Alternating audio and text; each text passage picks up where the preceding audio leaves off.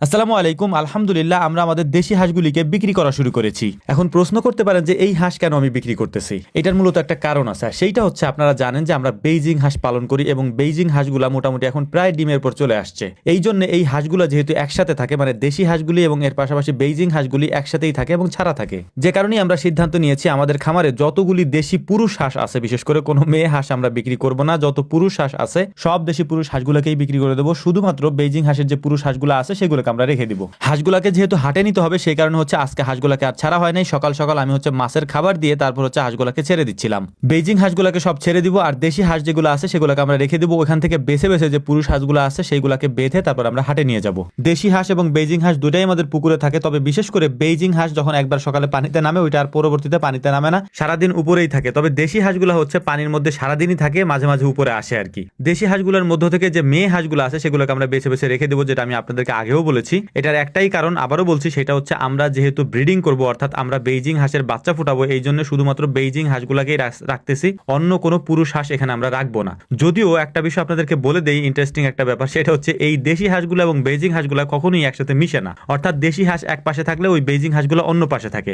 দেশি হাঁসের মধ্যে আমরা বিল থেকে যে সংগ্রহ করে যে হাঁসগুলো নিয়ে আসছিলাম ওই হাঁসগুলো ছিল, এবং আমরা কয়েকদিন আগে যে হাঁসগুলো আমাদের বিলে ছাড়ছিলাম ওই হাঁসগুলো আছে। দুইটা কিন্তু দুই ধরনের হাঁস, কিন্তু তবু এই দুইটা একসাথে মিশে গেছে। কিন্তু বেইজিং হাঁসগুলো ওদের সাথে কখনোই মিশে না, ওরা আলাদাই থাকে সবসময়। মানে সাদা এবং কালোর মিশ্রণ কখনোই এক হয় না, ওরা সাদাগুলো আলাদা থাকে এবং এই কালোগুলাও আলাদা থাকে। সাদাগুলোর সাথে কালোগুলা কখনো মিলে না আর কি। মাঝে মাঝে কালোগুলা মিলতে যায়, কিন্তু সাদাগুলা ওদেরকে মিশতে দেয় না, ওদের থেকে দূরে চলে যায় আর কি। তো যদিও আমরা জানি যে বেইজিং হাঁসের মধ্যে ওই হাঁসগুলা যাবে না, তারপরে হচ্ছে ওই রিস্ক আমরা নিব না। যেহেতু এই বাচ্চাগুলা অনেকে আমাদের কাছে চেয়েছেন, যখন আমরা এই বাচ্চাগুলো দিব আমরা কোনোভাবেই চাচ্ছি না যে এগুলা কোনো ধরনের ক্রস হোক আর কি। আর যাতে করে এটা 100% হচ্ছে বেইজিং হাঁসই হয়, মানে যে সাদা বেইজিং হাঁসটা আপনাদের এখানে দেখতে পাচ্ছেন এরকম অরিজিনাল ব্রিডটাই যেন হয়। এই জন্যই মূলত হচ্ছে আমরা এই রিস্ক না নিয়ে এই দেশি হাঁসের যে পুরুষ হাঁসগুলো আছে সেগুলোকে আমরা বিক্রি করে দিচ্ছি। তো যাই হোক, আলহামদুলিল্লাহ আমরা হচ্ছে 8 থেকে 10টা হাঁসের মতো নিব, কারণ প্রত্যেক হাটে হাটে এগুলা বিক্রি করে ফেলতে হবে। আর আমাদের বিক্রি করার একটা সুবিধা আছে, আমরা এগুলাকে হাটে নিয়ে গেলে বেশিক্ষণ লাগে না আমাদের বিক্রি করতে। তো আমরা এখন যাব হচ্ছে হাটের দিকে, হাটে গিয়ে এগুলাকে বিক্রি করে দেবো, এবং এর পরবর্তীতে হচ্ছে যদি আমাদের বিক্রি করা লাগে বা যদি আমাদের বাড়ি থেকে রাখে মানে খাওয়ার জন্য, সেগুলোকে আমরা রেখে দিব।